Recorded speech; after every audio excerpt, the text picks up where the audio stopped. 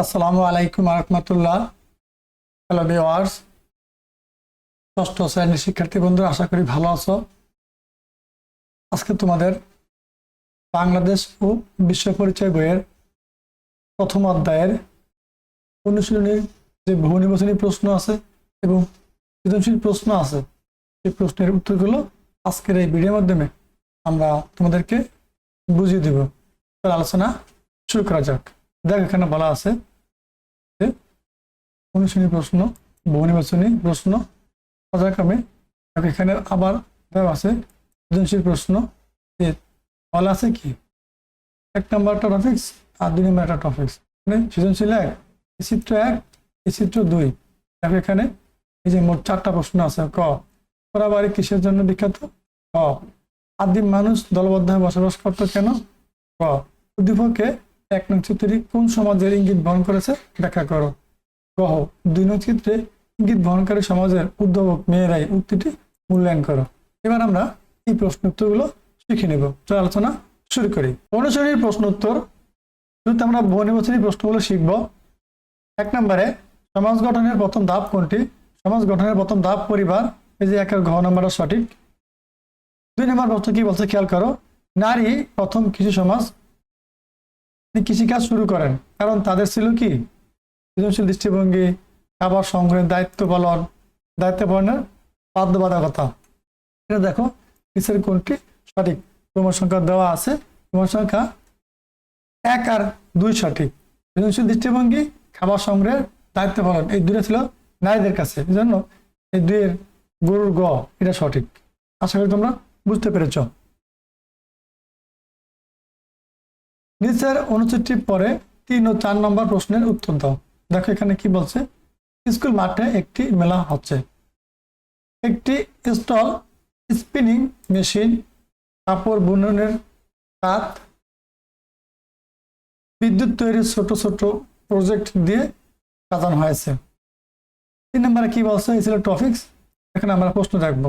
অনুচ্ছেদে স্টলটিতে কোন সমাজের নিদর্শন রয়েছে? কোন সমাজের নিদর্শন রয়েছে? এগুলো শিল্পভিত্তিক সমাজের নিদর্শন রয়েছে। এই যে 3-এর ঘ নাম্বারটা সঠিক।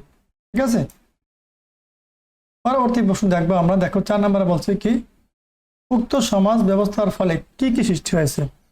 উক্ত সমাজ ব্যবস্থার ফলে অধিক উৎপাদন নিশ্চিত হয়েছে।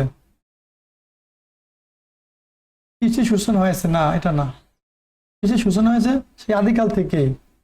আর এই সমস্ত নতুন নতুন প্রযুক্তি আবিষ্কার হওয়ার ফলে ওই যে অধিক উৎপাদন নিশ্চিত হয়েছে আর যোগাযোগ সহজতর হয়েছে। রোমান সংখ্যা 1 আর 3 সঠিক। দেখো এই যে রোমান সংখ্যা 1 আর 3 সঠিক। এখানে এই ক নাম্বার প্রশ্ন উত্তরটি সঠিক। ঠিক আছে, আশা করি বুঝতে পেরেছ। এবার আমরা তোমাদেরকে সৃজনশীল প্রশ্নের উত্তরগুলো দেখিয়ে দেব। দেখো এই যে সৃজনশীল প্রশ্ন ও উত্তর। দেখো চিত্র 1 আর চিত্র 2।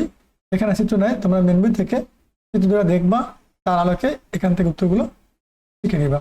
দেখো ক নাম্বার, পোড়াবাড়ি কিসের জন্য বিখ্যাত? পোড়াবাড়ি কিসের জন্য বিখ্যাত? দেখো এই যে এখানে উত্তর দেওয়া আছে। ক উত্তর, পোড়াবাড়ি চমচমের জন্য বিখ্যাত। ঠিক আছে, এর উত্তর আর পড়া লাগবে না। ক নাম্বার পড়বা কি খেয়াল করো। আদিম মানুষ দলবদ্ধ হয়ে বাস করতো কেন? দেখো আমরা এখন 2 নং প্রশ্ন উত্তর শিখবো, যেখানে দেওয়া আছে। ক নাম্বার প্রশ্ন উত্তর, খাদ্য সংগ্রহের জন্য আদিম মানুষ দলবদ্ধ হয়ে বাস করত। মানে আদিম মানুষ দলবদ্ধ হয়ে বাস করতো কেন? মূল কিওয়ার্ড হলো আদিম মানুষ খাদ্য সংগ্রহের জন্য দলবদ্ধ হয়ে বসবাস করত। ঠিক আছে, এখান থেকে তোমরা ভালো করে পড়ে নিবা। আদিমকালে মানুষ ছিল অসহায়, তারা ছিল প্রকৃতির উপর নির্ভরশীল। তাই খাদ্য সংগ্রহ ও হিংস্র প্রাণীর আক্রমণ থেকে বাঁচার জন্যই আদিম মানুষ দলবদ্ধ হয়ে বাস করত বা বসবাস করত। এই ছিল খ নম্বর প্রশ্নের উত্তর। চলো এবার আমরা ঘ নম্বর প্রশ্নটা দেখবো কি বলছে। এখানে যে ঘ নম্বর প্রশ্ন, উদ্দীপকের 1 নং চিত্রটি কোন সমাজের ইঙ্গিত বহন করেছে ব্যাখ্যা করো। চলো আমরা ঘ নম্বর প্রশ্ন উত্তর দেখো দেখে নিব। এই যে উত্তর এখানে দেওয়া আছে।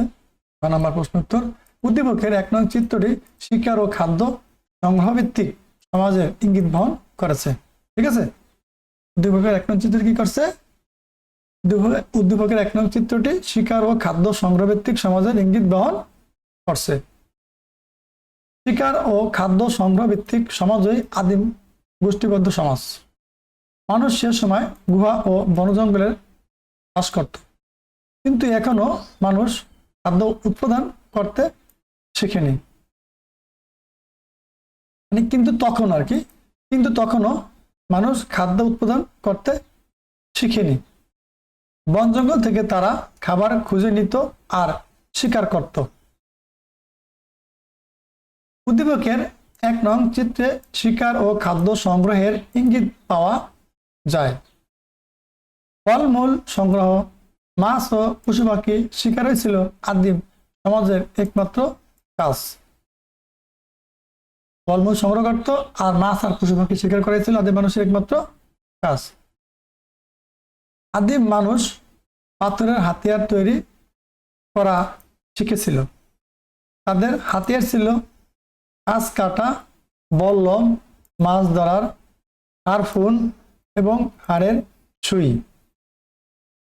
তাই উদ্দীপকের 1 নং চিত্রটি শিকার ও খাদ্য সংগ্রহ ভিত্তিক সমাজের ইঙ্গিত বহন করছে। এই ছিল ঘ নম্বর প্রশ্নের উত্তর।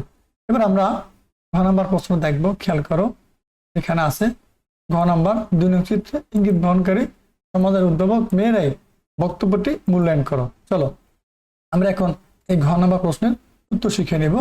শিক্ষার্থীরা তোমরা খেয়াল করে ধৈর্য ধরে ক্লাসটা শুরু থেকে শেষ পর্যন্ত দেখো, আশা করি অবশ্যই ভালো লাগবে। আর এই ধরনের নতুন নতুন ভিডিও পেতে চাইলে আমাদের চ্যানেল সাবস্ক্রাইব করে সাথে থাকো। দেখো ঘ নম্বর প্রশ্ন উত্তর কি বলছে। 2 নং চিত্রে ইঙ্গিত বহনকারী সমাজের উদ্ভাবক মেয়েরাই বক্তব্যটি যথার্থ। উদ্যান কৃষিভিত্তিক সমাজ ব্যবস্থায় খাদ্য সংগ্রহকারী ও শিকারী মানুষ ধীরে ধীরে খাদ্য উৎপাদন করা শিখেছে। উদ্যান কৃষি ও পশুপালন ভিত্তিক সমাজই প্রথম খাদ্য উৎপাদন করে। পাথরের হাতিয়ার দিয়ে মাটি খুঁড়ে বীজ বুনে মানুষ চাষাবাদ শুরু করে। পাথরের যে হাতিয়ার ছিল সেটা দিয়ে মাটির, আমরা বলি যে মাটি কোদাল দিয়ে কোপায়, তারা মাটি ঠিক আছে খুঁড়ে, মানে ওই যে কোদাল দিয়ে কোপানোর মতোই পাথরের যে হাতিয়ার ছিল সেটা দিয়ে মাটিকে কোপাইতো বা মাটি খুঁড়তো, তখন এখানে চাষাবাদ করতো শুরু করে। উদ্যান কৃষিভিত্তিক সমাজ সম্পর্কে সমাজ বিজ্ঞানীরা বলেন মেয়েরাই প্রথম কৃষিকাজ উদ্ভাবন করেন। উদ্যান কৃষিভিত্তিক সমাজ সম্পর্কে যে সমাজ বিজ্ঞানী আছে তারা বলেন মেয়েরাই প্রথম কৃষিভিত্তিক কাজ উদ্ভাবন করেন। কারণ খাবার সংগ্রহ করতে গিয়ে তারা আনত বুনো গম, বার্লি, আলু, প্রচুর মূল ও কন্দ। তারা যখন খাদ্য সংগ্রহের কাজে পাহাড় অঞ্চলে যেত, বন জঙ্গলে যেত, তখন তারা এগুলো সংগ্রহ করে নিয়ে আসতো। তাদের থাকার জায়গার পাশে গম ও বার্লি দানা পরে গুজিয়ে উঠতে চারা গাছ, তারা যেগুলো সংগ্রহ করে নিয়ে আসতো এবং তাদের যখন খাইতো বা রাখতো, তাদের ঘরে যেখানে থাকতো তার আশপাশে পড়তো, পড়ার পর সেখান থেকে দেখতো কি আবার এই গম গাছ, বালেন গাছ, পরে এগুলো থেকে চারা গাছ জন্মাইতো। এই গড়া দেখেই মেয়েদের মনে বীজ ছিটিয়ে শস্য পাওয়ার ধারণা জন্মে।